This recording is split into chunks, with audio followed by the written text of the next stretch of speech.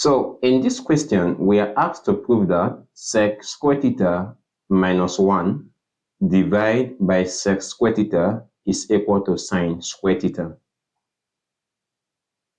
We have it that sec square theta minus 1 divided by sec square theta is equal to sine squared theta. Now, from trig identity, we know that sec square theta minus 1 is equal to tan squared theta.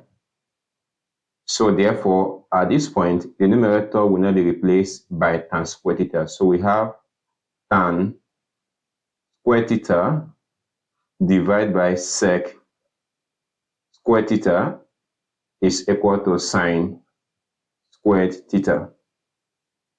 So the left-hand side can now be expressed as tan squared theta multiplied by 1 divided by sec squared theta, and this is equal to sine squared theta. Also recall that tan squared theta is equal to sine squared theta divided by cos squared theta. So therefore, this becomes sine squared theta divided by cos squared theta times 1 divided by sec squared theta. Also, we know that 1 divided by sec squared theta is equal to cos squared theta. So therefore, we now have that this is sine squared theta divided by cos squared theta times cos squared theta, and everything here is equal to sine squared theta. So at this point, we can see that cos squared theta will cancel out.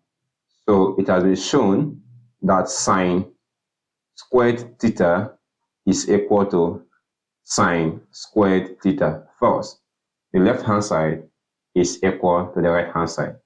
Thank you so much for watching.